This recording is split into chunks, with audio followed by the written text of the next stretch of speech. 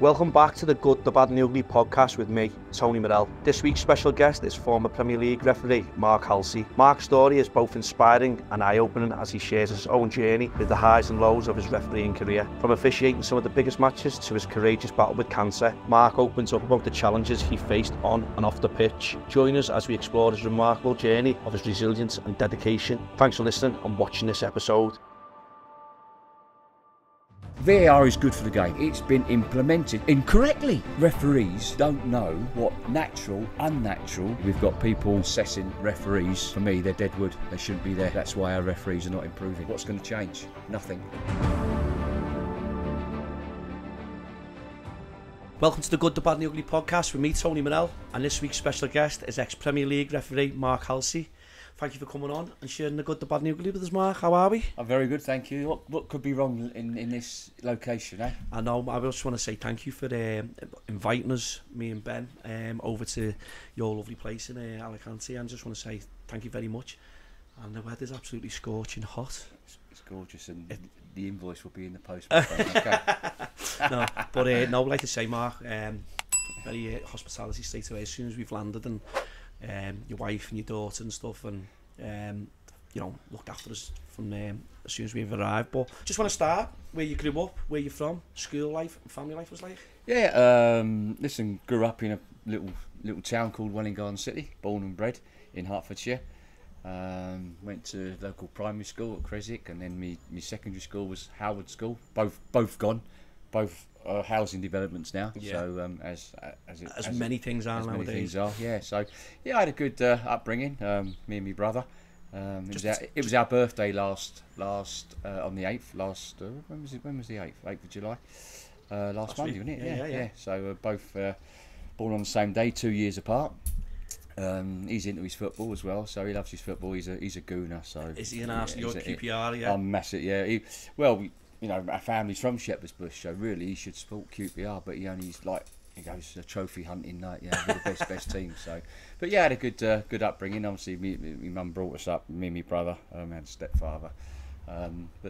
Yeah, he's now involved in non-league football. He's a manager of a team in the Southern League, so where FC he's a manager. So, yeah, we both grew up loving football and cricket.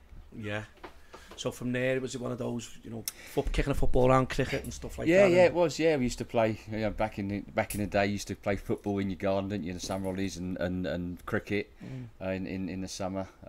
You know, hit the fence and it's a 4 over the fence and you're out. And yeah, we had to play football on the school pitch, which was just the secondary school was at the back of our house, so we just come out of our house and straight into the school. You were never late for school then.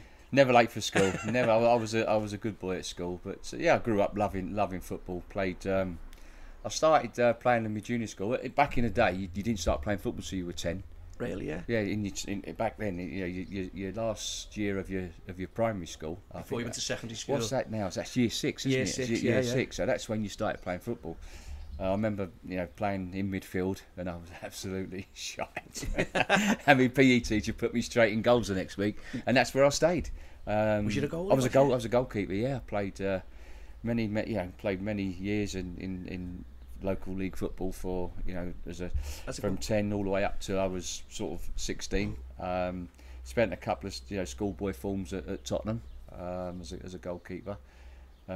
Just went off the straight and narrow a bit after 16, between 14. I think when you get to that age, Mark, I think a lot of people do get involved in football. It's like it's something, it's a passion, and then I think like a lot of people that we speak to is like they say that they find girls or going out. That's right. That's exactly right. They start drinking or. Well, I didn't start drinking, but girls, and I think if I'd have grew up with a father, I think it'd have been a bit different. Guide me, kick up the backside when I needed it, and that's what I did now. But I think if I had my time over again, I think I would have definitely made it as a goalkeeper. Absolutely, yeah.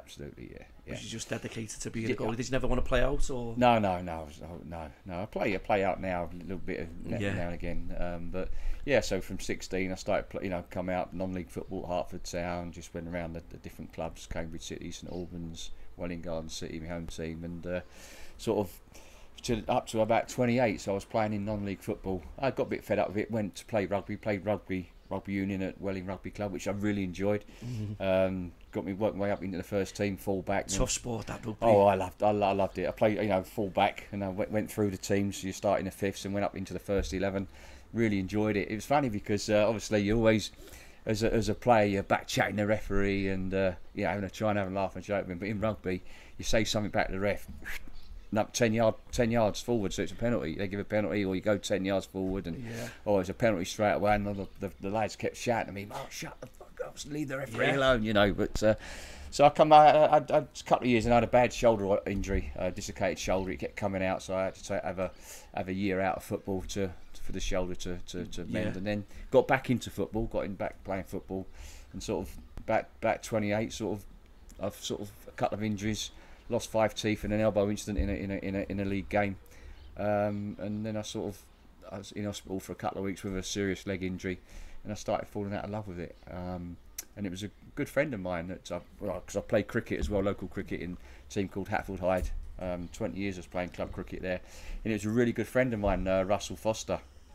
Unfortunately, we lost him. He's in COVID, but his house backed onto our cricket pitch, and we used to walk round when we were batting, and we all used to walk round the boundary, putting the world to rights, and he was always there waiting for me because he was a big Chelsea fan.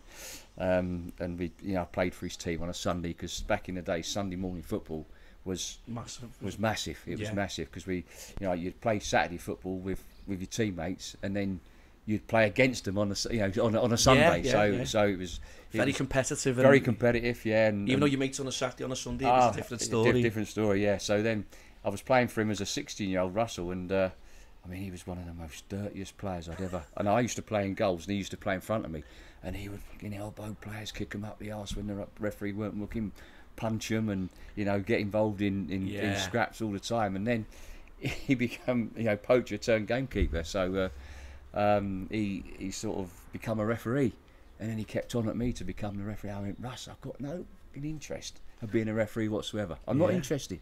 Don't want to know. And he kept on at me all summer, walk around that cricket pitch, and I said, just in your ear, he's just in my ear all the time. And I just said to him, I felt I was, that was the time I was sort of falling out of love with the injuries and stuff. The injuries and everything. Yeah.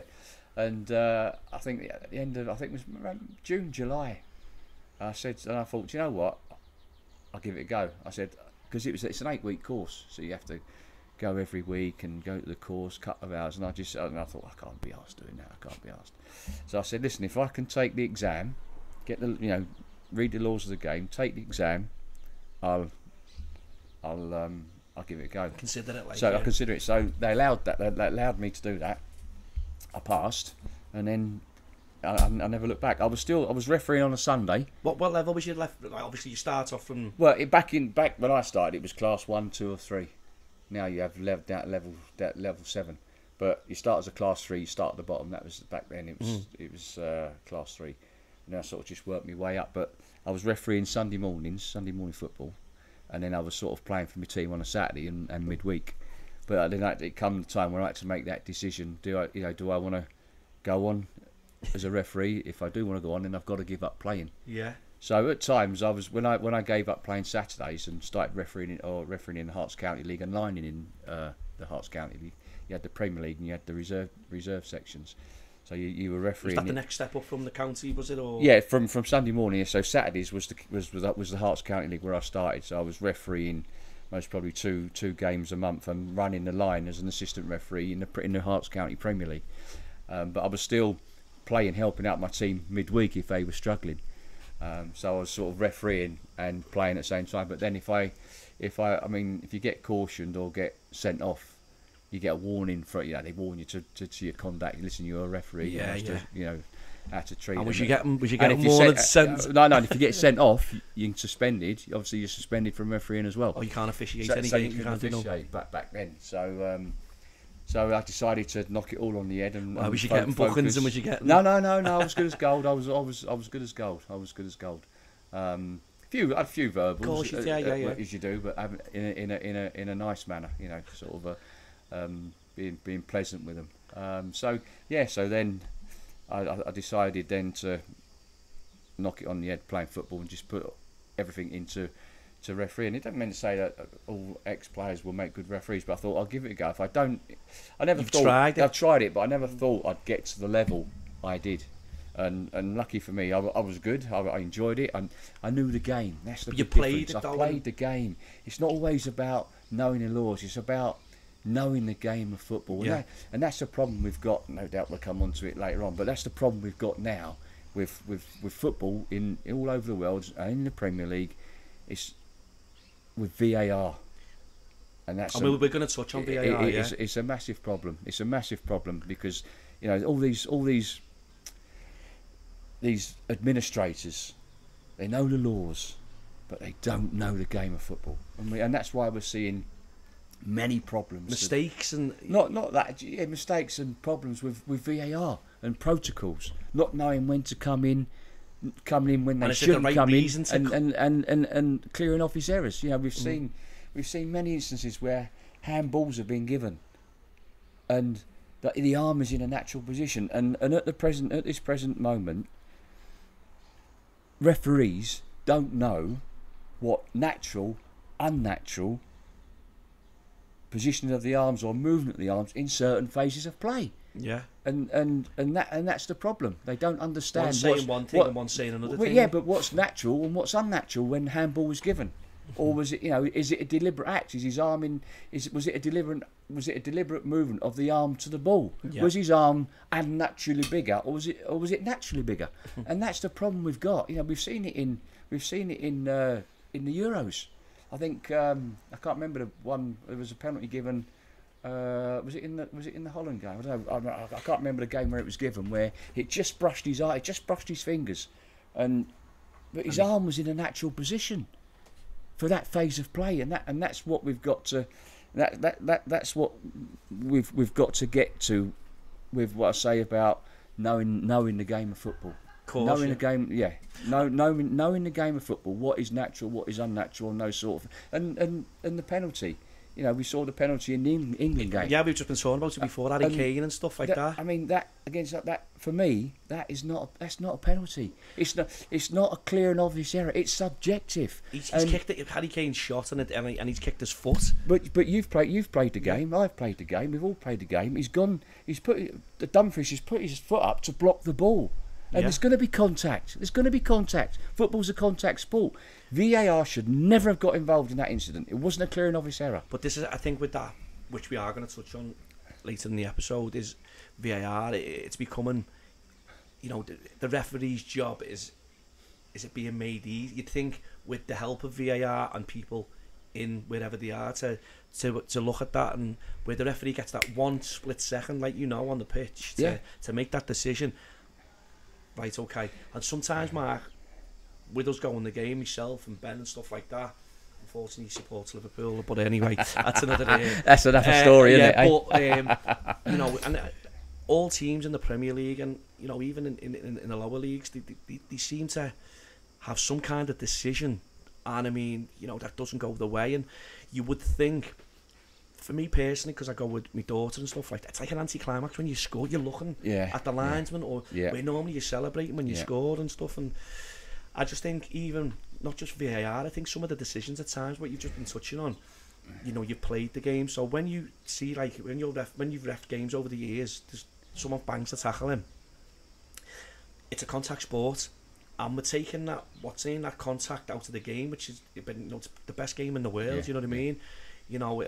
And then there's been times, your team, QPR, my team, Everton, Liverpool, Man United, Man City, they've all had decisions against them where you think, that's never a red card. No. But when referees have actually played the game, and I know there is laws, I get that, but when referees have played the game, they can give a benefit of the doubt, where you've had a game where it could be Everton, Liverpool, or Man United, Liverpool, and it's a big game. First minute, bang, there's a tackle gone in, and you've gone, right, that's a yellow card. But then start issuing yellow cards, we're going to end up with 6-7 men here. Absolutely. I mean, for us, QPR, it's great because we ain't got it in the Championship. Well, mate, we continue. But you're absolutely spot on. I mean, go back to the FA Cup. Was it FA Cup third round? Was it Palace? Everton? Yeah, it's Calvert-Lewin. Calvert-Lewin. The referee's right there. He's right there. That has never, ever been a red card for a serious foul play challenge. Okay, my issue is, right, VAR is good for the game, but it's been implemented incorrectly. I mean, the referee was Chris Kavanagh, I think, on that game. I mean, VAR, that was never ever a serious foul play challenge. It wasn't even a free kick. A free kick wasn't even given. I know it was a wet night and all that. Yeah, but it doesn't matter. It's about recognition of offences, recognition of challenges. VAR should never got involved. It was never ever a send-off challenge. Yet the referee has been called over by VAR incorrectly. So you know what's going to happen. But what Chris Kavanagh should have done was been mentally tough, mentally strong, and say, do you know what? No, that isn't a red card challenge. That is not serious foul play. Continue. But you know, as a referee, I know you get that split second and all that before, and you got the opportunity to go and look at the screen now. When you've made that decision, whether it be the right or the wrong one, and we all make wrong decisions every day, or right and wrong decisions, as a referee, if you've made like a booby there, how does that play on your mind? Have you, has there been a time when you think, fuck, obviously you didn't have the support of VAR then or whatever?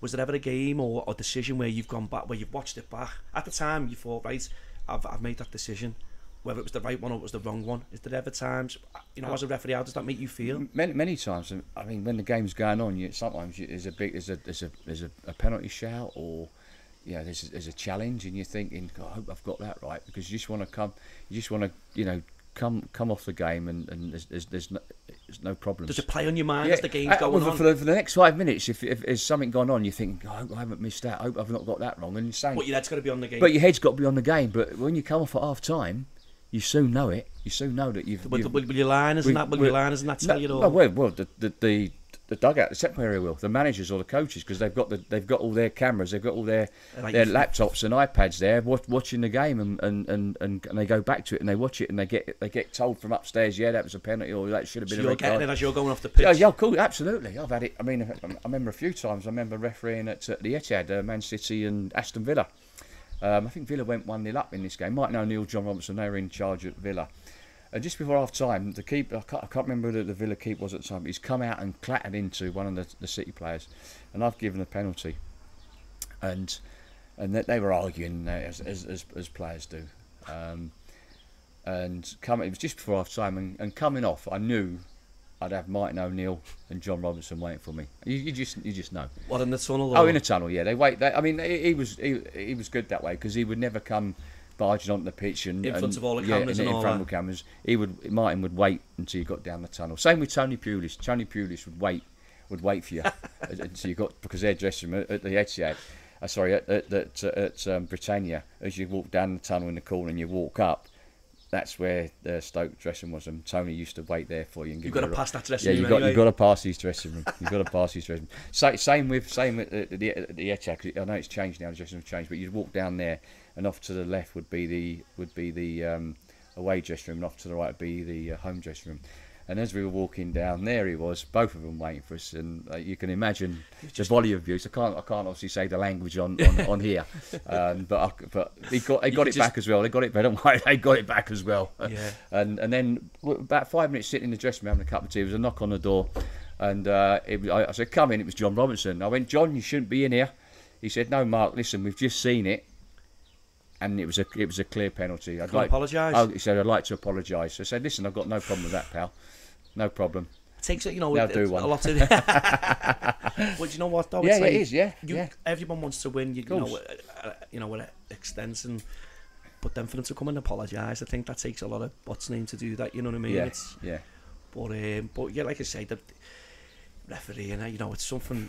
I loved it. I had a great rapport with the players. But like, when you play and stuff like that, I used to play and stuff, and I'd probably, like, if a decision doesn't go your way, and we had a couple of referees, and when we were growing up, and I've got to mention them, Carl Crabb and Nick Vaughan from Byars and Runcorn, and anyone from Byars and the Runcorn area and stuff like that will know what I'm on about. Yeah. They didn't take no shit.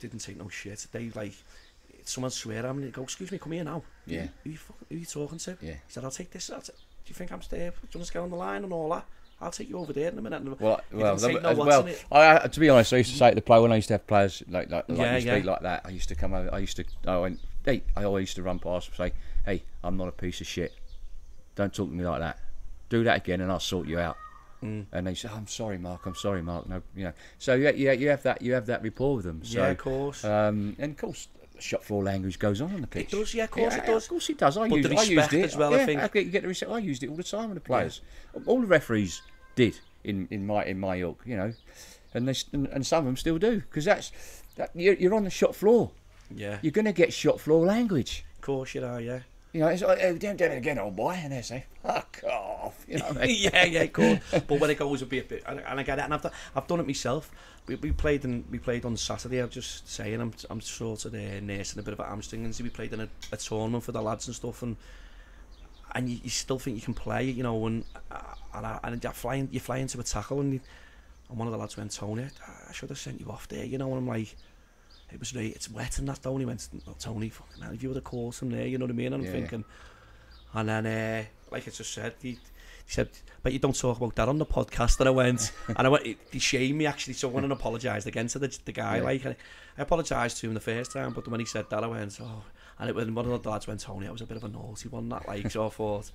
Well, yeah, the players know their referees. Players know their referees. Yeah. They know what they can get away with and what they can't get away with. Of course, yeah. But, like you say, going from, you know, starting from the bottom, like you do in any job or whatever, you've refereed at some, you know, refereed at some unbelievable stadiums all over the world. You know, what's your top 5? Oh, I don't know. I think that'd be unfair. I used to love different atmospheres. I think obviously, I used to love refereeing at Goodison. I mean, you know, it was tight knit. It's on top of you. On top of you. The fans know their football. They know their football and they know their referees. You could never switch off at Goodison, because you know you're going to get a volley of views. Same at Anfield. Yeah. You know, they know their football, and most football fans know their football. But sometimes, you know, when they're on top of you and it's like a cold. Oh, absolutely. And it's like I mean, it's and I've always got on well at I always done well at Goodison. Always done well there. I mean, I think you go to St James's at Newcastle, the atmosphere's fantastic. The atmosphere at Goodison, the atmosphere at Anfield, walking out to You'll Never Walk Alone is just, it puts the hairs on the back even of your like neck. as a referee, yeah, know, even you pick up on all that. I mean, absolutely, yeah. I mean, I refereed was it the 30th anniversary, obviously of the Hillsborough, yeah. And it was, I mean, I think Sir Alex and Brendan, they put laid Reese, didn't they, on the centre and let balloons off, and it was moving. It was moving. It's just a shame I had to send John Joe Shelver off that day. So he had to go at Fergie. And he said, "That's your." He said, John Joe said, "That's your fault." That is all he said to Fergie. "That's your fault, isn't it?" So it was a red card, though. Yeah. Well, yeah, it was. Yeah, but when you look back at it, you think, oh, I don't know. Did Johnny Evans go in the same way? Oh no, it was definitely a double. Yeah. You got one of them right. Yeah. but like I say, them big games and stuff, and you're refereeing, and you know it's worldwide, especially in the Premier League. It's on every TV. You know, you've got every camp. It's like you see a lot of the players now. You know, like that, yeah. You know what I mean? It's ridiculous. Because you pick up on, and look, you pick up and lip read and it's like, well, like you say, there is shop floor, and I know they're trying to, you know, with the young kids coming through, and they're trying to set an example to them, and if they see, you know, and I get that, but you see, like, even with the referees and stuff like that, you know, do you think as well, Mark, some of the referees, obviously the Premier League's the biggest league in the world, and use at the centre stage with them, use officiating, it's usually the man in the middle, so to speak. Do you think sometimes some of the referees get a little bit of an ego, or? Yeah, I think they come across as arrogant, and what you got to realise is it's just 22 players. You're refereeing 22 players with a different surrounds. Just at a different level. Different level. You're at a professional level. You know, you're just a step up all the way up. The players are the same. They do what they can to get what they can out of a referee, whatever level you're at. But at any extent to win the game. Anything, yeah. And the referees are there to do the job and judge it in the right way. Interpret a challenge. Interpret was it a deliberate handball? Was it a serious foul play? Was it? And it's their recognition of offences. Yeah. And the way you present yourself, the way you speak to the players, You gain that respect. That's the massive difference. A referee can't just walk on the field of play and expect respect straight away. You have to earn that respect. Yeah. Of the way you engage with the players, your recognition of offences, run the game and that. And it takes a couple of years. When you're in the Premier League, when you're a new referee, they know you're a new referee. So they're going to play it. Of course they do, and they're going to try everything they can to get to get decisions out of you. Yeah. And that's how you get your respect. Did you ever get players like after games that go, Mark, you had a fucking great game there. You let the game flow. Would you know what I mean? Like that? I mean, listen, you do. You could take the. I mean, then you had players during the game saying, "Mark, you're absolutely shite today. You're absolutely shite today." I said, "Well, you ain't take a good look at yourself. That last ball you gave was fucking shocking. So don't have a go at me. You just concentrate on your game, and you let me do my game." And then you'd have that rapport, and you'd have a laugh and a joke with them, and that's what would go on all through the game. That's what gives you the confidence when you know players are sort of you're having a good chat with the players, and you get your decisions right, and just all of your demeanour and your confidence just goes up. And listen, we're all nervous before we go out on the field. Before we go on the park. I mean, I'm always nervous, really nervous, until I blew that whistle to start the game. And then it just goes. Then it just goes, and then that first decision, whether you want to get that first decision, whether it be like a corner or a goal kick or a correct throw in, you think bang, you're up and you're on it. But if you make a decision wrong, a small decision wrong, then it can affect you. And then if you're making those small decisions wrong, when the big one comes, you're going to get that wrong because you're not focusing properly. You're not on your game. Yeah. And it's so important that you keep that mental focus, and you cannot switch off for 1 minute on any game. I used to find that it was harder going down to League One and League Two because they expect more out of you. Because you've levelled the highest. You didn't want them singing Premier League, you're having a laugh. So it's not easy. But if you go out with that confidence and you have that rapport with the players and you get players on your side, it makes it easier. Yeah, of course it does. And it comes from the leadership and direction and the training and education from current management, because you can referee with common sense. But that's got to come from the management. But you still do your job. You still got to stamp your authority on the game when it needs stamping on. It doesn't necessarily mean you got to stamp your authority on the game with a yellow card. It could be a verbal. But going back, you just said there. So speaking to the people who are higher up with the referees, you go back with feedback. It's like I say to the lads who work for me. I say, look, any feedback. Don't think it can be constructive. Feedback, and let's put it in place. If you think we need to do this to make this job better, I'm all ears. Tell me. And but did you ever find you were just banging at the door and not all? Yeah, listen. It all depends it's like anything. If your face fits. Really. And I wasn't a yes man. No, I wasn't a yes man. I mean, I thought when Howard Webb come in, I thought, great, we're going to see massive changes in. It's like when a new manager comes in to a football club. He's got his own. He's got his own ideas. He's got his own team.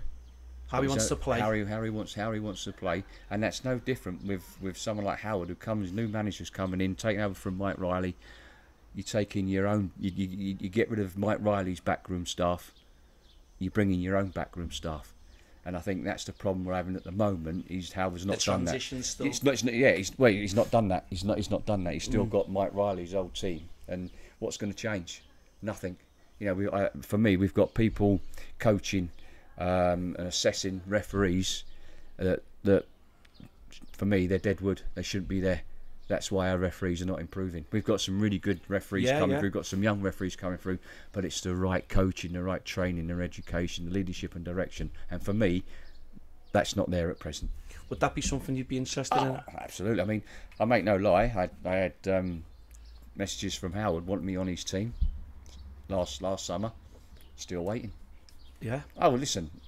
I know the reasons why. Yeah. Can't go. We're not going to go into that. Yeah, but of course I would. I have people message me now and asking me things and what did I think, but I won't say the names because they could get you don't want to trouble. What's the name and stuff. But I'd still say if I was involved, I would make a difference, without a shadow of a doubt. Yeah. That's something you'd be definitely interested in doing. Yeah. Whether wherever I go in the world. That's the one. If you could bring VAR in for one game in your career, what game would it be and why? That would be Wigan versus Newcastle.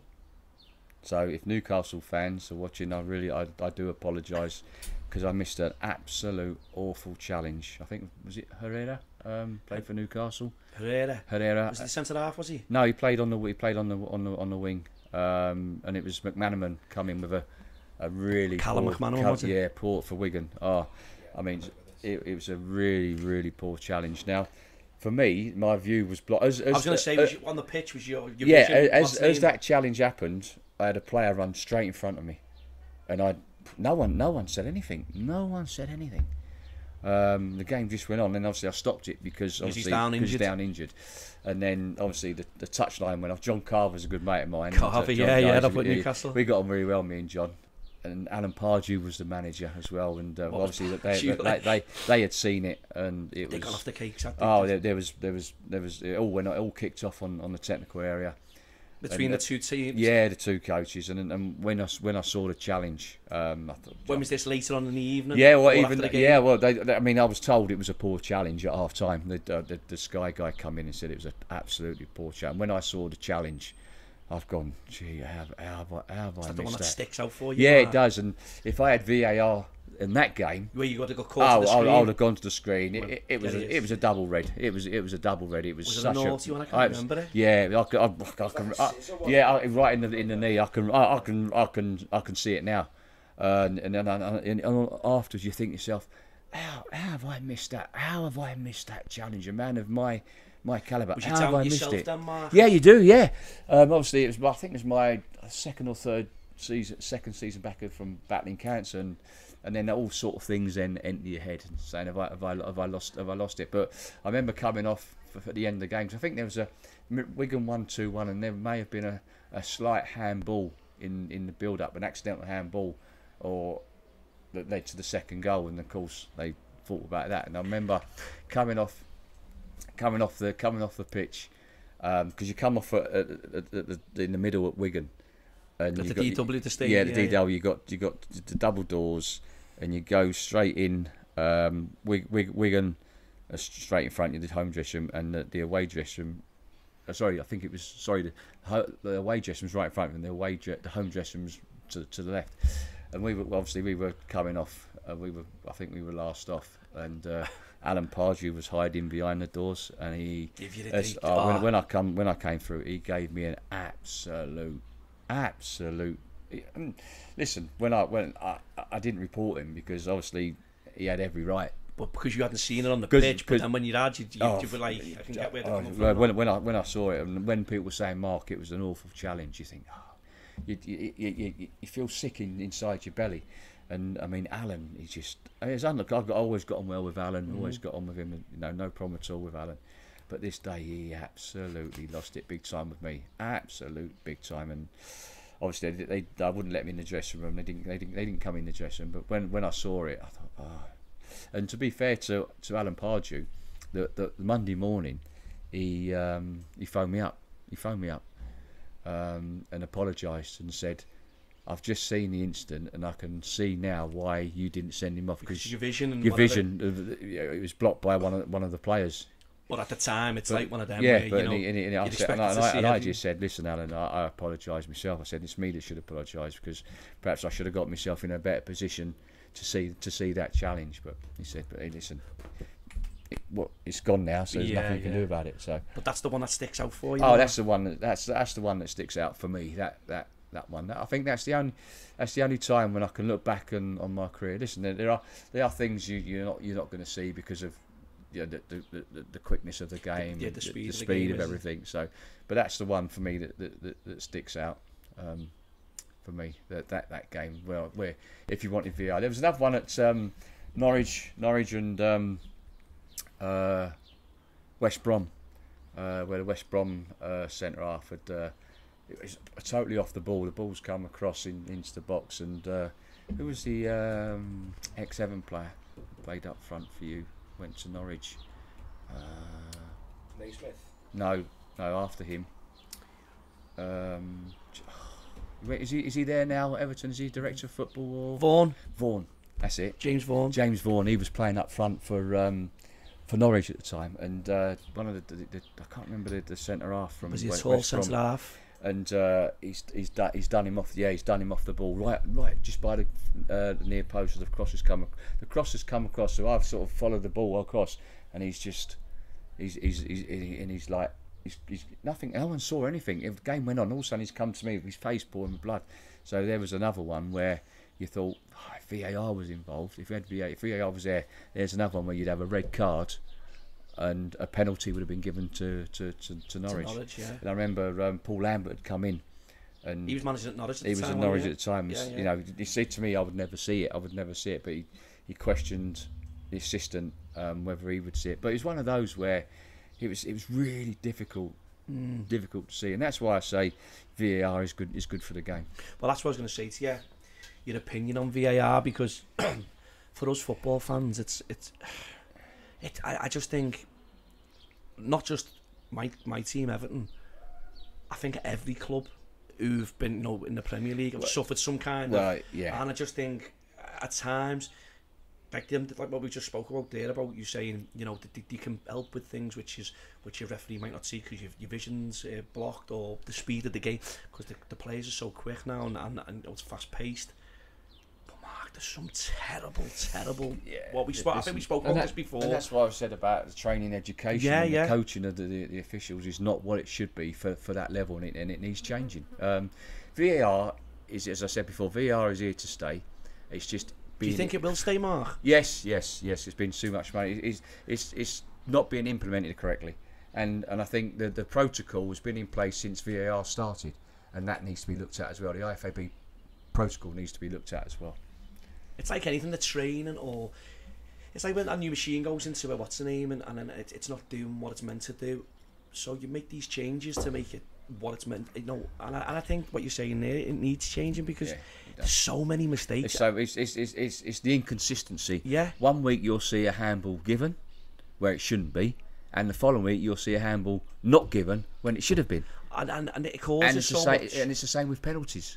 Yeah. It's the same with penalties. You'll see 1 week one given, or on a Saturday you'll see one given, and on the Sunday you see VAR get involved. And it's the inconsistency of the officials. And I think that you need to have a body of active officials and a body of non-active officials where they solely do VAR. You have a VAR team where they don't referee. They're ex-referees, or even ex-players. Train them up, because they know what a challenge. Because they played the game. Because they played the game. They know what a bad challenge is. They know what natural and unnatural position of the arms are in certain phases of play. So, for me, because you've got active referees refereeing on a Saturday and then going to do VAR on a Sunday.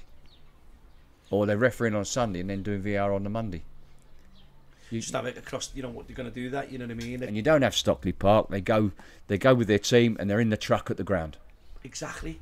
Because, how can someone, or they're in the stadium, or what these stadiums now, they have, where the VAR and stuff, the officials can be. They have about 3 or 4 referees, or 3 referees, or 2 referees, because they're not refereeing every week. Yeah. So they're with that referee week in, week out. So you get to know each other. You get to know, you're a team. You're bonding as a team. Mm-hmm. Well, no, you're right, Mark, and that's what I think. Sometimes, and we've seen it. These mistakes. There's been quite a few, well documented and well publicised, where. Look at the what's name game. Just for instance, remember the Liverpool Spurs game, and that was.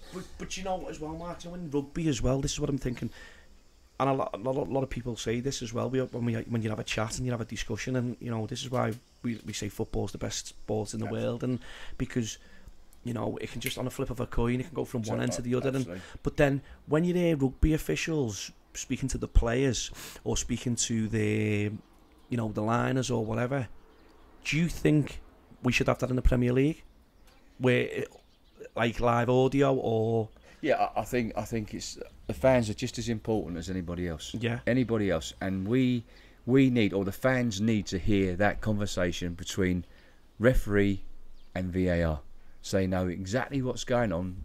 They know that they may not agree with the decision, but they can understand how they got to that decision and respect it. Yeah, yeah. I've been banging the drum for many years now, and I've said it publicly. I've said it in my columns that we should be looking at ex-players training out, becoming referees. No, I don't mean Premier League players, ex-Premier League players, because they won't. Yeah. Championship, but you're looking at League One, League Two, People National who played the League, game, people yeah. who play the game at that understand. level, and they understand the game. But not only that, they can, when their careers finish, because they're finishing at what, 32, 33 at that level. Yeah. They can come and be a referee, train up to be a referee, because they know the game. You can earn more money becoming a referee than what you are playing in League One and League Two. Mm-hmm. So, see those guys who want to become referees, train them up, and start them. Now, if we watch cricket, you watch ex professional cricketers who take up umpiring. Where do they start? They start in the second. They start umpiring in the second 11. The professional, still in the professional game, but a second 11. They're getting a feel for it. They're getting a feel. They're learning their trade, and they move up into county, and then obviously international panel.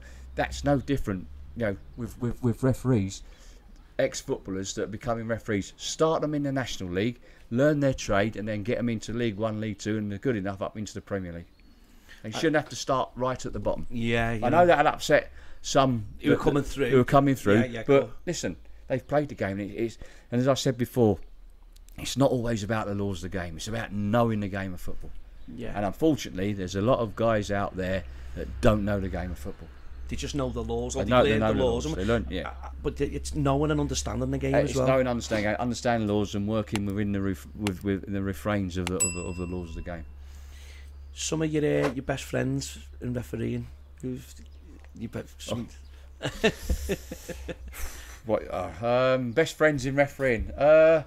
Listen, I've made some really good friends. Assistant referees, Andy Garrett, Glenn Turner, great assistant referees, really good friends of mine.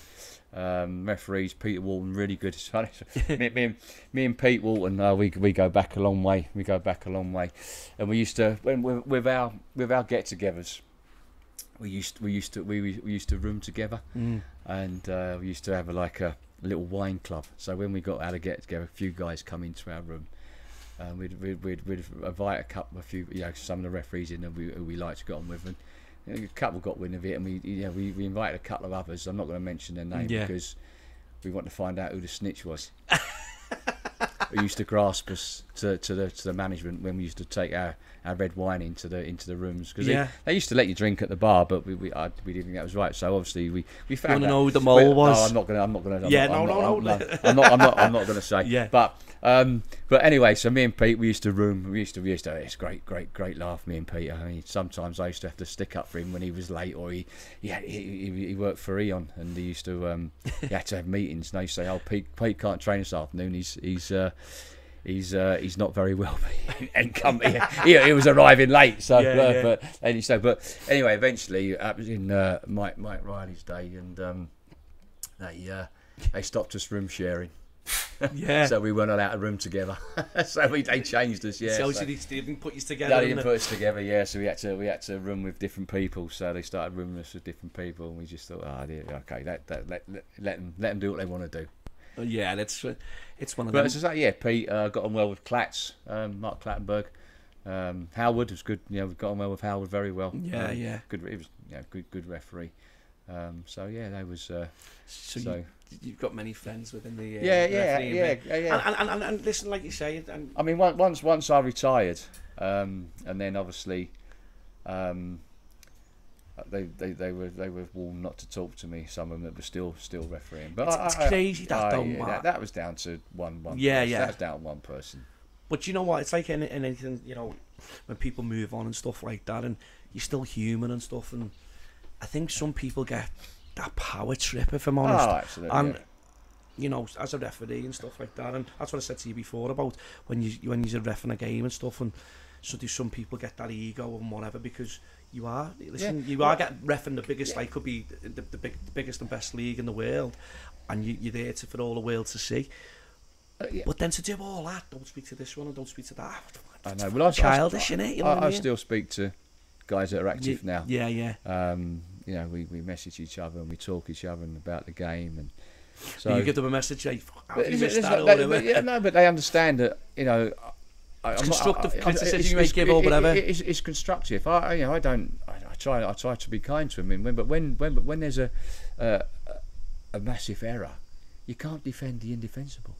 So you've got to be honest and say it in a constructive manner, and they understand that. You're not chopping them down to throw them to the wolves. It's like you say, absolutely. And we all make mistakes. Like football pundits with current players. But listen, look, it's a shame that I'm not involved because, as I said earlier, I could make a massive difference, but. It's not to be. No, not now. Do you not think? No, not now. No, not now. Listen, I'd say it as it is, and and they don't want that. They want yes men. They don't want that. They want a yes men, and you know, if people didn't do what I wanted them to do or the way I want them to referee, or you say something, or you get the people in. Oh, I mean, there's some good referees in Select Group 2 and in League 1 and League 2 that are not being given the chance because they don't tick the boxes. They're not yes men, basically. But not only that, and you know, at the moment that you're seeing things, I'm seeing people get given gains because it's about ticking boxes, and that's not what it's about. It doesn't matter whether you're a female or you're a male. Are you good enough to referee that football match? Give them the opportunity. Give them the opportunity. Yeah. Give them the opportunity, and we're not giving. In my opinion, we're not giving some of the referees that are coming through the opportunity to progress on, or give them the experience to referee at top level. We are getting some good young guys through. Yeah, we are. So, but it's the way we coach and we just touched on there. It's the developing them. It's a development. Yeah. You've refereed some absolute phenomenal players. And you've refereed some absolute crying ass players. Can you tell us who they are? Listen, I know you've. Listen, I got on. I think it's unfair to name drop all the players that I got on with. There's many. They all know. I mean, Danny Murphy used to. He always says on Talk Sport that I was one of his favourite referees because he could always get on with me and can always tell understood me, or I knew that I understood the game and the way I spoke to him, the way he spoke to him. He knew he could speak to me in a certain way, and I would. It goes both ways, doesn't it? It goes both ways. And there was many players. Stephen Gerrard, I always got on well with him. Alan Shearer, Patrick Vieira. I mean, all the players. There's many players. I mean, Ashley Cole. I remember having a massive bust up with Ashley Cole at Birmingham in the tunnel. And walking off at half time. Just when I come back from battling battling cancer, and and we spoke about it when I refereed Vincent Kompany's testimonial at the Etihad. We all met in the hotel, and then me and Ashley had a chat about it. He said, "I remember that time, Mark, when we went. We almost got nose to nose. Went at it went at it in big time." Big time, just the way he was speaking to you. Well, and I took offence, and would you just come back from what you've been through? And I shouldn't have done. I overreacted, and we got in the dressing room, and the guy said, "Mark, for fuck's sake, what are you doing?"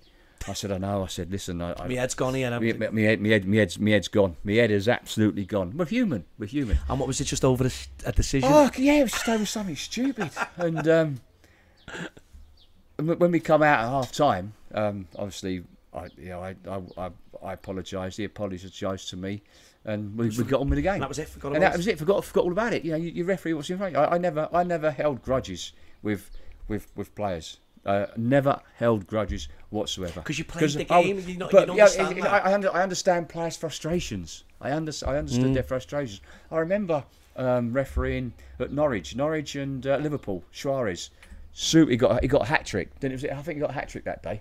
Was it at Anfield, that one? No, it was at Carrow Road. I think Suarez scored from the halfway line. I remember Norwich had a corner, and it broke, and then it broke. I was still in the penalty area, and it got kicked up. For God's sake, please shoot from the halfway line. I ain't got the pace to get back to it, And I remember he scores a wonderful. A wonderful player. And I remember, he got his hat trick, and I think he got substituted. They took him off. And Bellamy, I mean, he was a pain in the arse. Absolute pain. Always at you. Always just moaning. Got the Wales job as well now, hasn't he? Oh yeah, but I got on well with him. I worked with him at in Qatar with BN Sport, and we got on famously well. Off the pitch, they're great, but on the pitch, they're totally different animal players, and you understand that. One minute, you understand to talk to you like your mate, next and the next minute, don't talk to me, and I used to say, okay, bollocks to you then. That's what I used to say, and get on with it. But this particular day, Suarez was getting substitute, and he come run up to me, and he said, "I'm not sure, can I swear on?" Yeah, go on, yeah. He come up and he says, "Don't you fucking disrespect a great player like Suarez." And I went, "What are you fucking on about?" Who's this Bellamy? Yeah, I said, "What are you on about? I ain't disrespecting anybody. Off, do one." And I just walked away. And I was just, I thought, where's that come from? That's what I'm saying. Where's that come from? But listen, you understand players' frustrations, and you just deal with it, and you move on. I think all my career, I think you, on one hand you can count how many players I cautioned for dissent, and it's next to nothing. But it's one of those, when you go into a big game and stuff, and you know you've got big players playing. Like, obviously, when you were around and stuff like that, you know you've got the likes of Vieira, Henry. Yeah, no, you know, days, all yeah. them. You know, yeah, we used to talk about it when we had our get-togethers. We used to talk about it. I mean, you know, we'd go back talking friends. I mean, Jeff Winton was a good friend of mine. Yeah, Jeff and Winton. Jeff's a great lad, down to earth like me. Yeah. Tell players and big Borough fan and Rangers fan. Big Borough and Rangers fan. Yeah, Jeff. I remember he was appointed to referee the cup final, and I think a week before we had our get-together, and we always used to play like a. Five-a-side or something. Eight, like it used to be about 8, 9 a side, you know, because just all the referees. All the referees, and there used to be some meaty challenges. Some of the referees we didn't like used to make sure you went in either. And there was a few I can tell you. Yeah. It's like every industry, you don't get on with all of them. And Jeff, we got on really well. And there was this time where the balls come across, balls at Jeff's feet, and I've come out with my feet. I always played in goal. And I've come out and I went for the ball and I just clattered him and obviously done his ankle in. And he was refereeing the cup final. And he was refereeing the cup final. I just went, and he went, "Fucking hell, that was he, what are you doing?" I went, "Jeff, sorry mate, the ball was there to be won." And luckily he had treatment and got him recovered and refereed the cup final. I thought, "Oh Jeff, I hope he don't miss the cup final because of my challenge." But luckily for me, he was okay. That's mad, isn't it? Yeah. I feel about, we were talking before about it, and you know, why you never left the cup final. And there's lots of. Well, listen, lots of people say that to me. You know, you should have been one of. You should have refereed the cup final. That might have been your chance, though, mate. Well, listen, I think I wasn't part of the establishment. As I say, I used to say things as they were. Did you know, as a referee, though, Mark, did that not hurt? No, because it didn't. Because the thing about me is that what was more important to me was that I was liked by the players and the fans. I always had time for players. I always had time for the fans when I left the ground. Yeah. And listen, now there are some fans that think I'm a you know, a tosser. Mm-hmm. But on the whole, you're still a human being, Mark. I'm a human being, and I think a lot of players and fans saw the way I refereed football matches. Listen, I made mistakes. Of course, I made mistakes. I was human, but I was always approachable wherever it would be a player or would be a fan. And I never, to be fair, I mean, Gillingham fans don't like me. Well, we're gonna get onto that. But do you know, like, looking at it from my perspective, from the outset, should I say? You know, the FA Cup final, probably one of the biggest games. You know, as a kid growing up, I remember a kid watching the build-up match, Des Lynam and all that. You know, you know, as a kid and that. I remember Everton and stuff, and you know, leading up to it and stuff, like the whole build-up of on grandstand at like 11 o'clock in the morning, or maybe I think it was here. Yeah, it was early. Started early, didn't it? And then it, you know, it does the rundown and all that. But then, that's like probably the biggest game in English football, the FA Cup. And then when you look at it, like you're saying there, you were approachable with the fans when you left. Like, do you think that's the reason why? Because you had a bit of a what's name with the with fans absolutely. And the players. I mean, I think people got jealous of the way I was. Management got jealous of the attention I got when I came back from my battle with cancer. Yeah. I thought that the prime time to give me that cup final was when I got back into refereeing, and they made it so hard for me to get back from cancer. So when you came across you had cancer, Mark, you were refereeing. The day I refereed Everton Arsenal when you lost 6-1 at home, Oh yeah, my mate son was the mascot that day. Yeah, I well, think was it 6 months? Yeah, it was. yeah, 6. Remember that? And then First game of the season. that was when Game? Lescott was left. Was he left out because he was going to go to City? He's going to wasn't he? City. Yeah, He left him out. Our referee. I knew that day. I was in on Monday having a tumour removed from my throat. And did you just? I just tried It's to. in you, isn't it? It's there. I mean, I should never have refereed that game. I wasn't well enough. But fortunately for me, I got through it. And you knew you were going on the Monday to. Yeah, and I knew I was going into the Belmont at Bolton to have a massive tumour removed out of my throat. It removed and then it grew back again. That's when I went to the Christie. Did the ref, like the likes of the No. My management, Keith Hackett, who was a wonderful manager. You know, if he was still in charge, I wouldn't. A lot of people speak very highly of Hackett. If he had stayed in charge. I think things would be different. I would have possibly stayed on because he would have looked after me better and treated me better. I'm not saying the Premier League didn't treat me because they were wonderful. It was just certain individuals. But I was sort of where was we at there? You were saying obviously you were going for the thing. Yeah, on your throat on the Monday. I should have never refereed that game, but it was that was difficult. But I think that was when I came back, because I was told I would never ever referee again at the top level by my professor Tim Millage, who's a massive Evertonian. But I did. I proved them all wrong. Got back, and I thought that was when I came back from it. I thought that was the time for perhaps the FA to give me the cut file, not on sentiment, but just all those people around the country, around the world that are battling cancer. And you're just going to show them, look, you can come back, and you can. Yeah. You know, don't ever give in, and don't ever give in, because you can give cancer the red card. Yeah, and I think there was like a little bit of a what's the name, cancer with the red card. That's it. Yeah, had a couple of dinners. Yeah. Fundraisers and stuff. Fundraisers at Old Trafford, where all the managers I asked that they all came, and there was. But that says a lot. That does say a lot. The first one I had was disappointing, because they wouldn't let the referees come. The referees weren't allowed because to of obviously it was in attendance. Yeah, but not that. Yeah, it was the last game. It was on the. I think it was on the Friday night, and the games were on the Sunday. And it was the last game of the season. They could have had a table out, away from everybody in that room. But you would have liked that, you know what I mean? After the dinner, then just gone and go to wherever they go. Yeah, with the referee and stuff like that. they'd done a video for me, but it'd been nice if they could have been at that dinner. Well, but listen, it was just. As I say, if Keith Hackett was still in charge, he would have been totally different. Who was in attendance, Mark? If you don't mind. God blimey, you had Big Sam was good friends with Allardyce, Big Sam. yeah. David Moyes, Pellegrini came to one. Owen Coyle, Sir Alex Ferguson. So they were. It was a really good turnout. They're fully behind it. Yeah. Because it affects everybody. Mark, of course it does. I mean, it's 2 in 3 people, is it now? I think that can get that dreaded disease. It's unbelievable, but when then coming back, how hard was that for you? Obviously, when I was diagnosed, my wife was diagnosed 6 months previous with leukemia. So you're both going. Both going, and obviously we had a little girl at the time. It was difficult. It was really difficult. I found it. Obviously I had the treatments and stuff, the chemo, then the radiotherapy, and I found it really difficult to get back and. Because you were totally wiped out and stuff like that. It just wiped me out totally. So everybody you speak to obviously deals with cancer and stuff, and they say about chemo and stuff. It knocks their life out. You know what I mean? No, it does. It knocks the stuff out. You go in. You obviously you're feeling you're at the top of the mountain. You go in and have your chemo, and then you just.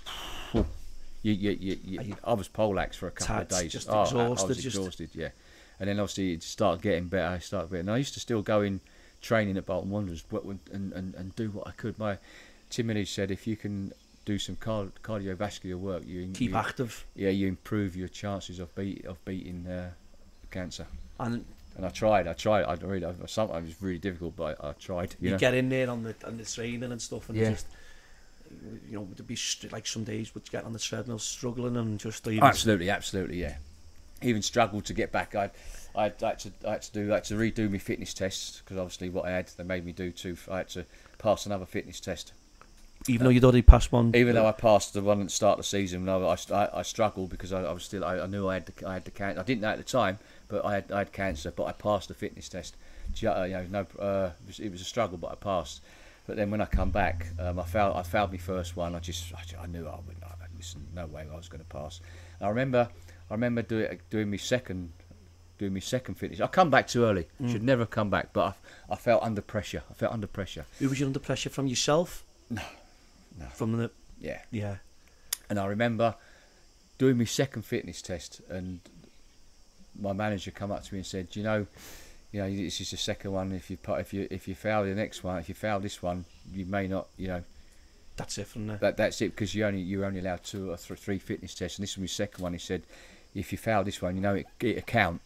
And I think, oh Jesus, perhaps I shouldn't do this. And then Simon Breivik, who's our sports guru, come up to me and said, I told him, I said, listen, I'm not going to do this fitness test, because I've been told if this is going to count, if I fail, it go towards, and then I might get struck off if I fail another one. And he said, listen, no. He said, you passed the fitness test at the start of the season. You can do as many as you want. And I thought, you know what? So I did. I went and done the fitness test, but by the grace of God, I just managed to get over the line and do it. Just got over the line. But thanks to me colleagues and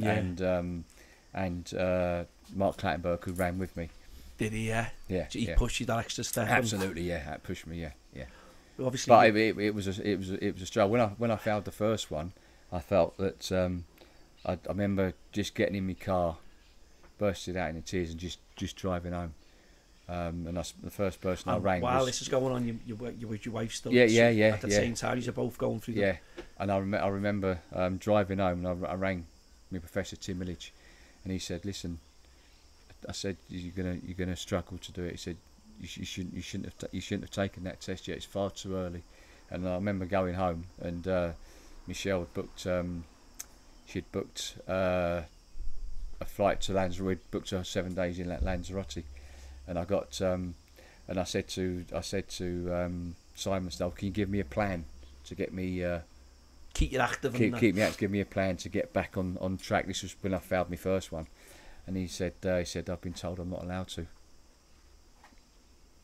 So then I asked the Bolton Wanderers sports scientist to give me a, which he did, and I was. So while you're getting up early and stuff, so I was up at crack of dawn. You go and walk. I was running. I was doing what I was, the what I should have been doing, running in the gym. I was up at 7 o'clock doing like a 2-hour session before breakfast every day. So it was sort of like your routine. It was yeah. Just to It's so sad, Mark, that you're saying someone was told they're not allowed to. Yeah. And you think to yourself, fuck, something that I've done. Listen, as I said, if Keith Hackett was in charge, it'd have been totally. Wouldn't. And although I had the scan to say my cancer was clear, I was all ready to come back into training and referee again. PGL made me have another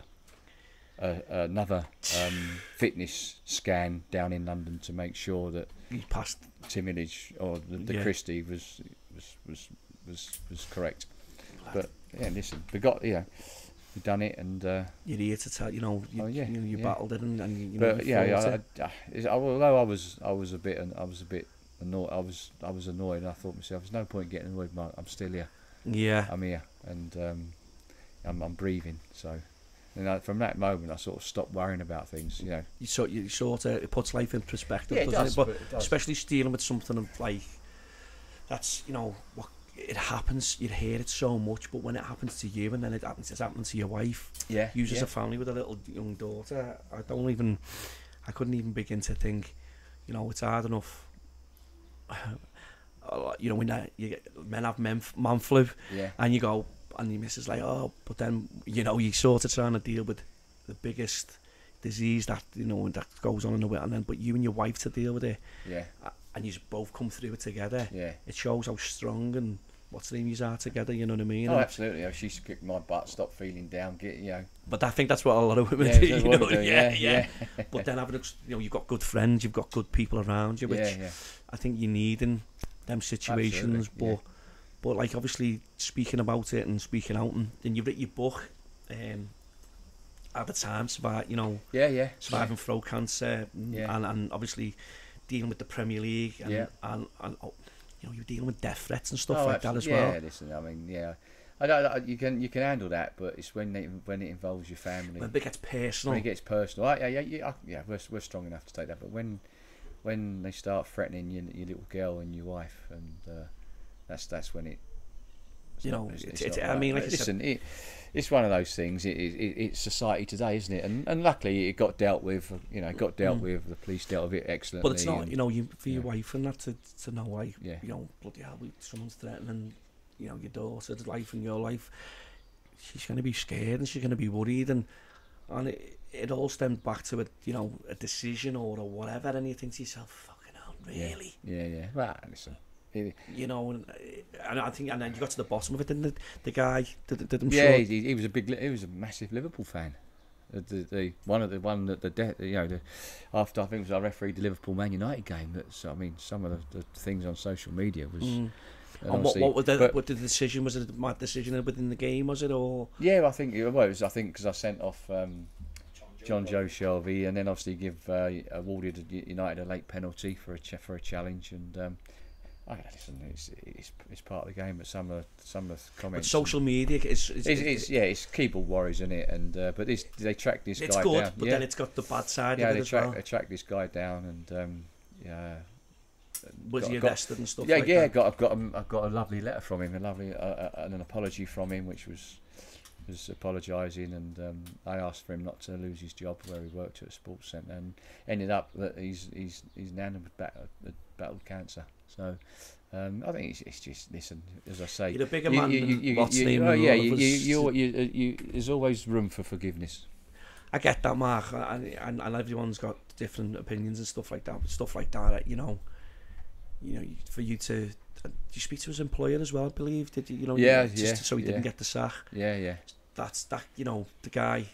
Anything like that now, where people are caught out and either threatening, like sending like death threats or whatever, or abusing people online, and you see these people get outed and stuff, and the next thing as soon as when the work gets pulled into it or whatever, they lose the jobs, they lose Well, I think sometimes people rightly, when you see things that's going on in the street, or in a drunken state, or they go out for the night and then they get involved in fracas and someone gets seriously injured. I think that's it's right that they face the consequences. Of course, yeah, and that's it, isn't it? But coming back after the cancer, Mark, what was the score with the refereeing side of things then? Was it, how did you get on with it then? Was it just... Yeah, just normal, wasn't I? Back being a referee, getting used and abused. So what was your first game back? My first game back was Wigan Blackpool. Yeah. Before that, obviously, just prior to that, I refereed a couple of Football League games. My first one back really before the season ended, and I should never have gone back. I wasn't ready, but I just felt pressured. Was at Rotherham. I think it was Rotherham and Port Vale. I think it was. And I remember Ronnie Moore, manager of Rotherham, that left me a nice message in my dressing room, which was nice, and got a standing ovation. Was fabulous, and a couple of my mates were there watching, and I remember Webby came to watch it as well. So he's a big Rotherham fan. People think he's a United fan, but he's not. He's a massive Rotherham fan. I can assure you, absolutely. Yeah. It's great when when like you get this where like they go, "Wow, you're the what's the name fan," and he's a United fan, or he's an Everton fan, or whatever. And I think I watched one. I can't remember what it was, and he was a Scottish referee, and he got like, you were a Rangers fan and all that, and he went, "I can assure you, my granddad took me to, I think it was Motherwell or someone, or Hibs." I remember obviously my first games back, and obviously because I had the radiotherapy, I had no saliva, and it was so difficult, and sometimes I was gasping for a drink, and players used to go down injured, and I say, "Oh, do you want any treatment?" I say, "Oh, no, ref, no, I don't." He used to go, "Fucking hell, you do now," just to get that drink on, just to get it. Yeah. Just to get it. Yeah, some. And did you know yourself, Mark? It was too early. Oh, you should. Yeah, absolutely, absolutely. Yeah, it was. I should have waited to the following season, and I did. I just felt pressured. But listen, it was what it was, and I was okay. But obviously, then I refereed the. Everton invited me back to referee the friendly, the Everton Chile. That was quite emotional, really. The standing ovation I got at Goodison. Yeah. I always got an ovation at Goodison. Whenever I never always got on well at Goodison Park, because, like I say, they know their referees. They know their football. I remember that game actually. I think my first ever game at Goodison was Everton Chelsea. I think Everton won 2-1. I think I sent off Frank Leboeuf 2 yellow cards. Remember Leboeuf for the, yeah. Was it? And I think that was. I think since that day, the Evertonians loved me. Just He took to me. You'd be getting called an Evertonian next. You know what I mean? I think they noticed I wasn't a big team referee. You know, yeah. So, but it was no. I remember the Chile and Everton game. You know, when it was the pre-season friendly and stuff, and I remember you coming out with your daughter and stuff. Yeah, actually, she was a toffee lady. Yeah, toffee lady, and because of that, I never refereed Everton that season. Following season, they wouldn't put me on. You didn't go back to Goodison because of that. Because she was. Yeah. It's absolutely bonkers. It is. Because once you cross that white line, you're refereeing 22 players, and you're refereeing what's in front of you. But I had some great. Listen, we go back. I had some great times. I worked with Neil Warnock on another BT. character. Oh, listen, Neil. I don't care what anyone says with Neil. Love him to bits. He's a top manager. Wears his heart on the sleeve. I remember refereeing him at. I was at Bramall Lane, Sheffield United and Reading, because they were both fighting for promotion. And I think Reading went 1-0 up, and in the last minute, Paddy Kenny, who I get on well with, good mates, because he comes out here, he comes to a friend's gaff just round the corner, and he's come herring out, and Paddy's brought this player down, and the Reading player down. I can't remember who it was, but he's brought him down. I've pointed to the spot. And I knew it was a penalty. Paddy knew it was a penalty. He just looks at me and went like that. Just goes on. He knew he did. He knew he'd done it. And then I turned round and Neil Warnock was running down the touchline, coming to have a right gun. It was an out-on penalty. And then I turned round to walk towards him, and he just all of a sudden done a U-turn and went back and started going down the tunnel. And after the game, we went in and no problems with it. I think Paddy might have saved the penalty actually. And obviously both teams went up that season, and he's knocked on my door to come in and dress room, and he's knocked on. He opened it. I went, come in. He went, hi Mark, it's Neil. I went, Neil, don't bother coming in. Give me. He said, no. He said, Mark, I just want to come in and tell you what an excellent game you'd had. I said, in you come then, Neil, when you come. So he said, did you send me off? I said, no. I said, you went down the tunnel of your own accord. I didn't send you off. He said, all right, I just want to know if you sent me off. I said, and the penalty, Paddy tells me it was a penalty. He says, not a problem. I said, okay, mate, no problem. We'll have a drink in the bar after. Yeah. and then the following season, I went to. They both got promoted. I went to Majeski. Sheffield United, Reading and Sheffield United, and no problem with the game. The game was going. Was it Sheffield? Yeah, cool. Yeah, it was. Yeah, it was Neil Warnock. Yeah, Sheffield United and Reading, Sheffield United, and second half he wanted to make a substitution. So I stopped the game, make a substitution, because it was just before he sent off Keith Gillespie, who was the player at Reading? Long hair. Steve Ward. No, Steve. Where was the player played up front? Nicky Hunt. No. Reading. Was he the one that put the late challenge in on Czech? I was an Irish lad, wasn't he? Yeah, Steve. Was it? His name escapes me. I know what you mean. Played up front for Reading. And he what's his name? Peter Cech, didn't he? Peter Cech had that bad injury. That's it, yeah. It'll come to me in a minute. But anyway, him and just before that, he had an altercation with one of the Sheffield United players, and Keith Gillespie was coming on, so I stopped the game to allow the substitution. So about substitution. Hold it there. Stephen Hunt. Stephen Hunt. And then he must have said to Keith Gillespie, make sure you do it when you come on. So Keith Gillespie comes on, walks past Stephen. We haven't restarted the game. So Stephen Hunt's there, so he's waiting for the throw to start, and all of a sudden he's gone, whack, bang, bang. So ball's not even in play. Ball's not even in play. So I've had to send Keith Gillespie on. He's just literally come on the pitch. He's just come on the pitch. He's not even restarted play. And as he's walking off, he's done him again. And then Neil gets involved with their technical area. Neil gets involved, so I've had to send them both off. So I've ended up sending Neil Warnock off, Keith Gillespie off, and one of the guys from Reading. Oh, it was unbelievable. And of course he's come up to me after the game. He said, I didn't do anything wrong, Mark. I'm going to be appealing it. I said, no problem, Neil, no problem. I said, but you caused all that situation. So with that, he walked out, and then I refereed him at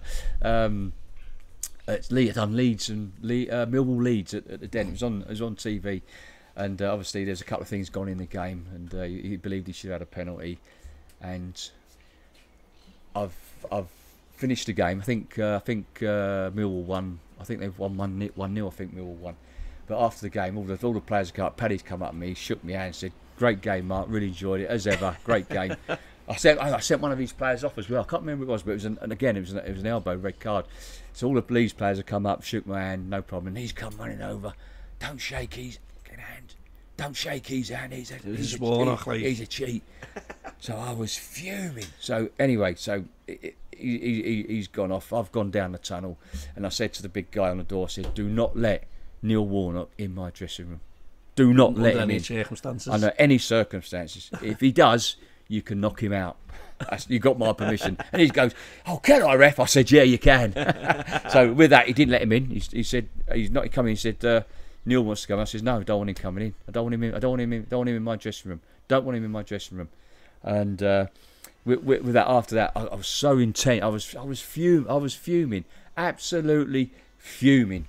And with that, I've got in the minibus. I've got straight onto the disciplinary department. Told him exactly what happened. You put a report in, and on Monday you got fined £2,500. So when we started working at BT together, because we got on ever so well, ever so well. Did he mention it? He come in, "Mark, what was that £2,500 fine for I got at Millwall?" And I told him exactly what. Yeah, said, exactly. That's what it was for. I said, "You pissed me off, Neil." But it's good that you've got that, like, what's the name with the managers and stuff. I refereed Vincent Company's testimonial. Yeah. And as I said, off the pitch, Craig's he's a great character. And I was refereeing the testimonial, and they're making a substitution, and Craig comes on, and straight away he comes for me, and he has a right go at me. Testimonial. Yeah. In a testimonial, just comes, effing and jeffing at me, and then of course I think him and Nicky Butt got on too well. Yeah. So Nicky Butt comes up to me, Mark, he says, "Mark, do you want me to sort him out for you?" I said, "Do you know what, Nicky? I'll give you one challenge." I'll give you one challenge. Anyway, so he's classed at them. We started the game, and he's gone straight in for a goal. He's clattered him, put him up in the air, and I've gone free kick. And I've gone, "Nicky, come here."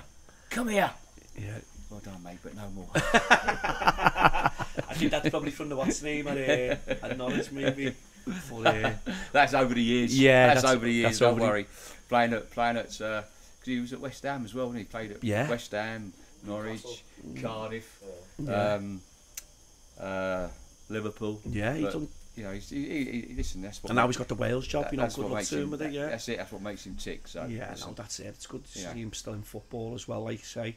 But we shared a few bottles of wine in Qatar, so he made up for it. It made up for it, of course. But I believe you and Jose Mourinho have, he's created an unlikely friendship. Is that true? Yeah. And how did it come about? I'm not going to deny it. I think Jose, I should say, sorry, saw me as the 23rd player on the pitch. I was always a players referee. And that's how I referee games. You always give players. That's a compliment within itself. Yeah, isn't it? I always gave the players a chance, and I think that's what. Listen, he had times where he's had a little pop at me during games, as managers do. It's their frustrations. But whenever I referee these teams, or I was down in London and refereeing Chelsea, he always used to invite me into his office and have a cup of tea before the game, have a chat. Same as a lot of grounds at Goodison. David Moyes always used to invite me in after the game, shared a glass of wine with him. You know, that's the way managers viewed me, and I didn't see there was a problem with that, because players and managers knew once they crossed that white line what they were going to get out of me. But, and Jose was the same. We had, when he moved to Real Madrid, I went to Bernabeu several times, watched games, flew out, and he looked after me ever so well. When I used to take Pete Walton with me, so we had some good times we in did, that. yeah. We had on a few occasions we were allowed to have dinner with the team, with Cristiano Ronaldo, and he reminded me of the time as I remember refereeing a Liverpool Man United game, another Liverpool Man United game, and I went out to the centre circle, went to call the captains, went into my pocket, I had no whistle. I left my whistle in the dressing room, so I had to get Phil Dow to run in and get me whistle, and he ran in, give it to me. So I as I was walking over, I said to him, Christian, I said to him, "Don't you be going down easy today, will you?" I said, "Because you'll get absolutely fuck all out of me." And he just looked at me and smiled. And then he went down early, after about 3 minutes. He's gone down, I ran past me and looked at me and went, "What did I just fucking say to you?" And after that, he was as good as gold. Was this at Anfield as well? Yeah, it was at Anfield. So players knew what they were getting out of me. Yeah, and you've got that thing with them. I think I mean, Jose used to criticise me on occasion where he felt he should have had a penalty up at Newcastle. Well, I didn't think it was one, a handball. But and would he tell you? Oh, he would. Yeah, he would say it. Yeah, and I would say, that wasn't a handball for me. I don't give handballs. I still don't give handballs. Was he? Away from football. Yeah, listen. What was he like? Was he? Yeah, he was a proper human being. When you take them out of that football environment, it's like anything. You're different. It's like players. Like look at Craig Bellamy. When he's on the pitch, he's got to be snarling, because that's what makes his game. That's his game. That's what makes him click. But when you take them out of football, take them off the pitch, they're totally different people. Totally different people. Yeah. Totally different. Yeah. But it was just mad. Obviously Mourinho but a lot of managers like that with you, Mark. Yeah, as well. A lot. I got on well with lots, and I got on well with all the managers. Obviously, listen, there's going to be occasions where they're going to disagree with your decision making, but that's part and parcel of football, isn't it?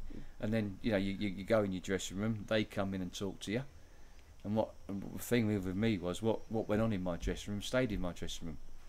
We would agree to disagree. There was language used, but it stayed in my dressing room, and we always had respect for each other. No, well, that's what I mean. It's if you've got that balance as well, and you'd have respect, and I think there were times where managers come in, and we weren't supposed to look at the laptop, but there was a couple of times when I thought, okay, I'll have a look, and then you'd have to hold your hands up. Yeah, You'd see it, and you think, Jesus, sorry, I didn't see it like that when I was on the pitch. Because it's it's live, it's live, and the pace of the game, the speed of the game, and you say, listen, look, I remember Mick McCarthy. I was refereeing, I think it was Wolves, and it was Wolves where against I thought, who were they playing? It was Tottenham, and there was an instant just on the edge of the box, and the instant happened inside, but he ended up 2 feet outside the box, and when I looked at it, it was the foul clearly took place inside, and I gave a free kick outside. And I couldn't be sure if it was in or out. And if VAR, like we said before. And if I'm not sure, I'm not going to give it. I'm going to give it outside. And when I looked at it, it was inside. And I have a conversation with Mick. I phone him up and apologise. But like you say, at the time when we just spoke about before VAR, if you would have had that, you can certainly go and have a look, or you've got someone to say, look, certainly have a little look at this. When Keith was in charge, he allowed us to do that. He allowed us to speak to managers, and when Mike Riley took over, you couldn't have any conversation whatsoever. I remember refereeing Stoke City and Everton at Britannia, and Fellaini and Shawcross had an altercation, in the box. You were bang at a little game, Yeah, no way. absolutely. But off the ball, the corner's come over. You're not going to see it. Fellaini's headbutted Shawcross.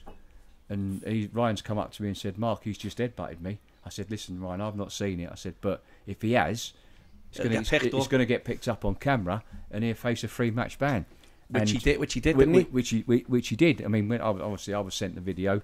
I'd seen it anyway. After the game. After the game, I'd seen it, and I straight away, I said yes. If I'd seen it, I would have sent him up. And I spoke. I got on well with Moisey. I did. I had his number, and I spoke to him after the game. I said, I went, David. I said, excuse me. I said, yeah, go on. You're okay. I said, Dave, what the fuck was he doing? I said, he's let me down fucking big time. Not only me, you. He's let us down big time. And David, he apologised. He said he was going to deal with him. He said, listen, I apologise, Mark, I'm going to deal with him. I said, but, once again, you've refereed the game really well. And then 4 weeks later, I refereed Man United Everton. And it was on the centre circle. I said something in the tunnel area. I said, you better behave yourself today. I'm telling you now. So when we got out on the pitch, I went up to him again. I said, you better fucking behave yourself today. I said, because you let me down big time against Stoke a few weeks ago. I said, I ain't going to take my eyes off of you today. I am not going to take my eyes off you. And Ozzy come up to me and he said, you can't be saying that. I said, Leon Osman? Yeah, Leon Osman. He said, do you know what? I said, I can, and I just have. And you've heard me. So you've heard what I said. So you better make sure he behaves today. And he was as good as gold. Good as gold. Yeah. I wasn't prejudging, but I didn't want just giving them a heads up, let them. I didn't like sending players off. If I had to, I would. But bringing the what's name, like you say there, it goes on in football, doesn't it? Does, but when it's like one of them when you get crucified and whatever, but then if it's off the ball and you don't see it, and then but but us as referees still got crucified by our assessors for not picking it up. Yeah, that's what I'm saying. So, there are a few times where I got down-marked by assessors for not picking things up that they thought I should have done, but then I had no chance of picking up. You wouldn't, You would, you don't understand. It's proper. You like with the being that you're just totally being assessed. Yeah, and everything. yeah. You've got to be on point for everything by the sounds of it. Absolutely. You cannot afford to switch off for 1 minute. But listen, I loved every minute of it. I loved every minute. I loved the banter. I loved the banter with the players. Couldn't stand the politics. But yeah, the banter on, and as I said, I've said it again, Keith Hackett was a wonderful boss. Yeah. Do you know what, Mark? We're going to do something a little bit different here. We before we came out, I asked some of our followers and stuff to send us some questions for yourself. So I've just got a couple. We're not going to read them all because obviously we'll be here till God knows what time. So he's a mate of mine, Rob O'Brien. The taxi man's he's charging you waiting time. Graham.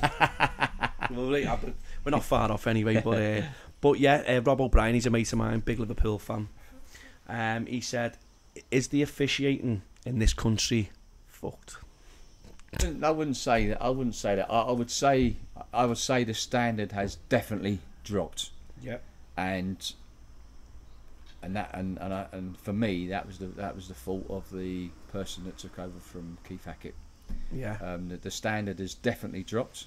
As I said, for me, it's all about the training, education, the leadership direction, having the right backroom staff in place to take refereeing forward. Mm-hmm. But as I said, we've got some really good referees. Michael Oliver's our number one by far, best referee we've got. He's at the Euros now, isn't he? Well, they both got sent home after their, I think it was quarter-final games. But listen, you got Michael Oliver, for me by far our best referee. Anthony Taylor not too far behind. Yeah. And listen, you're not going to get people telling them how to referee. They're going to go out and referee their own way, and rightly so, because they are too good. They are class acts. But it's the younger referees that are coming through that we need to get hold of and push them in the right way and develop them and develop them in the right way. Development, not to be arrogant, not to come across arrogant, come across, be yourself. Be yourself, and it's the way you speak to players. That's how you gain their respect and the accuracy and the decision making. So and be strong as well. So absolutely. You can't walk all over you know what I mean? When you need to make that difficult decision, or when you need to stamp your authority on the game, you have to. I mean, I just pulling out one with if you look at Anthony Taylor, Spain v Germany, he missed that early caution on Tony Cruz. Oh, it was a naughty one. That. He missed that, even though I said before, there are times where you can stamp your authority on the game without using a yellow card.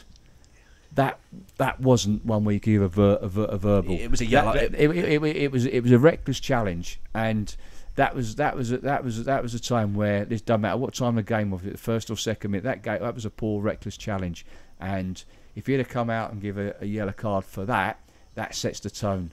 Tells all the players, I'm not accepting challenges like that. Yeah. And he went on to have 14, 15 yellow cards in that game, and you can go all the way back to that one there. That could have been the start of it. Yeah, that could have just. That could have just, like you said, set the tone. Yeah, set the tone. You know, and players know where they stand. So then players see what players do then when they see challenges like that. And they let that go. Players let that go. Players then take the law into their own hands with other challenges. And well, hang on, you didn't fucking book him. Well, that's right. I mean, you saw the one last night. I think there was one where Harry Kane got cautioned, and there was one before. There was a player. I can't remember the player just before that where he let one go. And Harry was saying, "Well, listen, you've just cautioned me. What about the one 5 minutes ago?" Yeah. And players know, they pick up on it. So, I think that at present, as I said before, when a new manager comes in, he replaces the backroom staff. And for me, that's what PGML got to do: get rid of all the dead wood, because there's a lot of dead wood there that needs sorting out. And that's what I would have done. That's it. I'd have brought in my own team, who you trust. Bit of a what's the name one? It's from Rob again. He loves his football. He's a great fella, even though he's a red light. But this is a bit of what's the name on, Mark?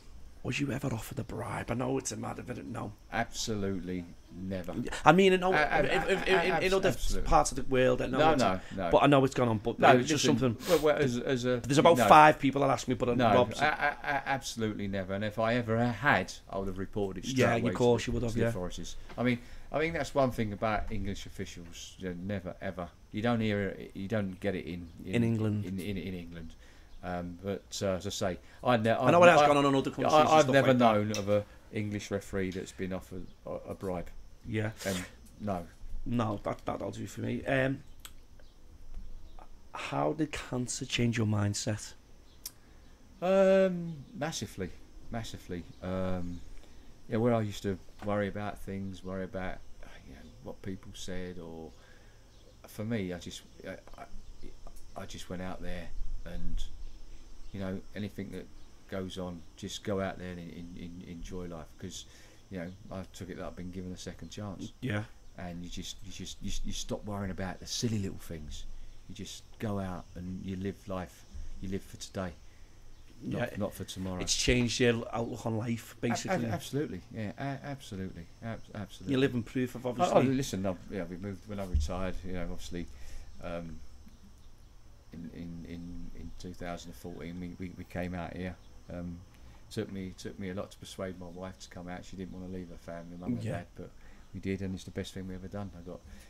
It's given us a fantastic life. It's given my daughter. She's fluent Spanish. She's been out here since she was, I think it was like 7.5, almost 8. 8, yeah. And now she's she's a PT instructor out here. She's 18.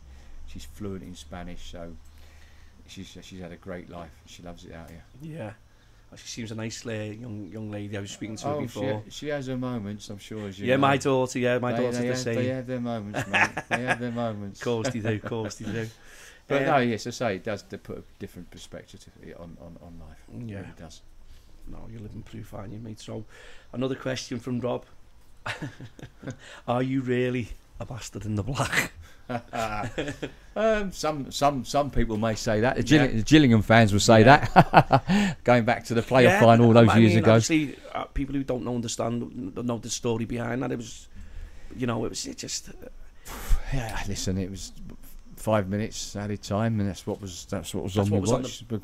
Stopping the watch for the goal celebrations. The playoffs final. It was a playoff final at Wembley. Yes. Man City, Gillingham. Yeah.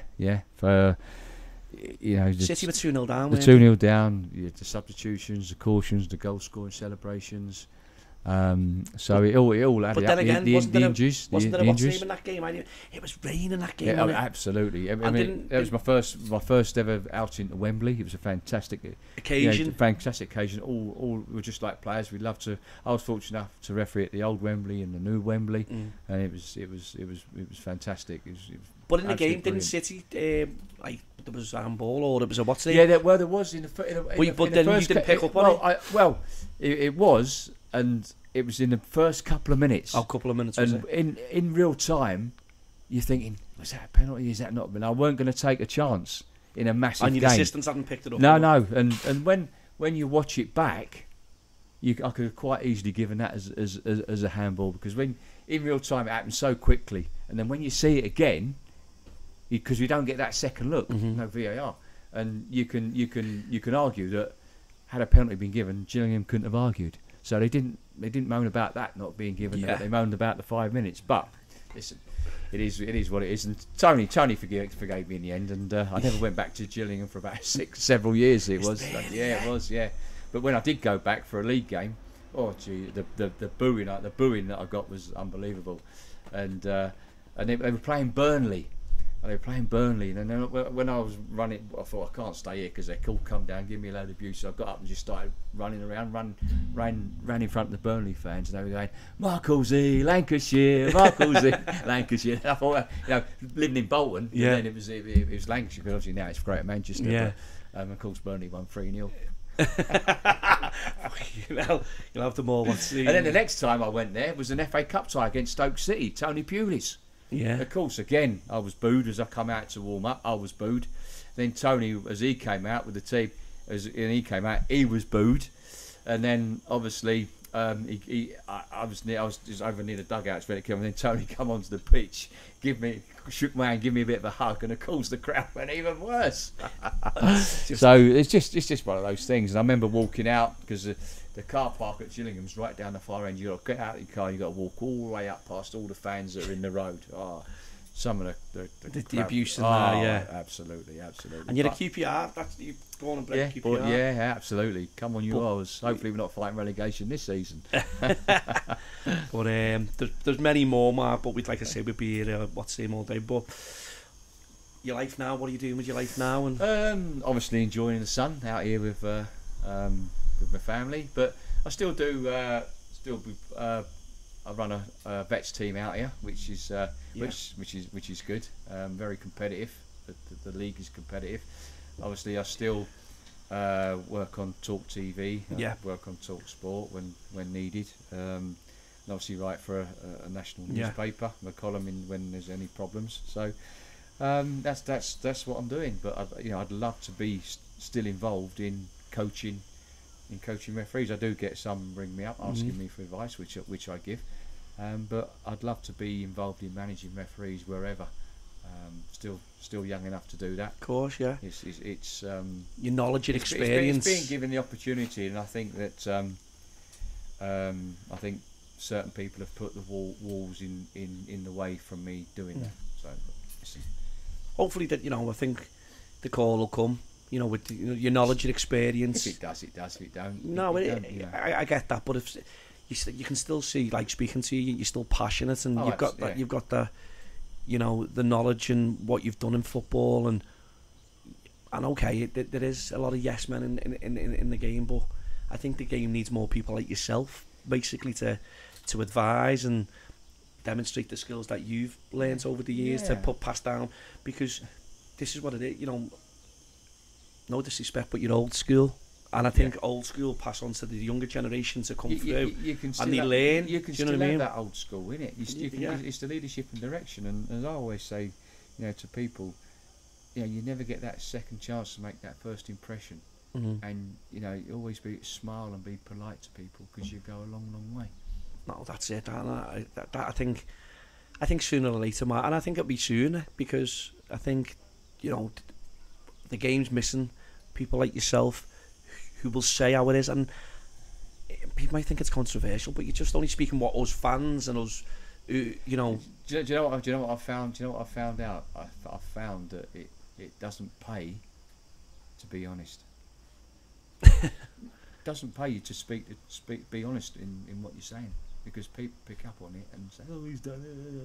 You know. Or it offends people. Or Yeah, what's the name, or something might have happened in the game, and you're saying something honestly what happened. But that's especially in football, you've got to be. What happened there? You can't cover that up. You've got to be. Like you just said, anything you do, you've got to be honest. You're not criticising what you're saying about the fellow referees. Yeah. It's constructive criticism, which listen, he's still your friend. It's like you got to be honest with your friends sometimes and go, absolutely. oh, that was a naughty one, that or whatever, or you've missed that there. Yeah. You're not slagging them off, or no. or by the way, you had a great game.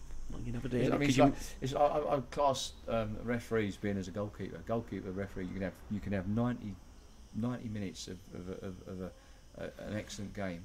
You know, one and then 91st minute. Yeah. A goalkeeper makes an error. There's a goal.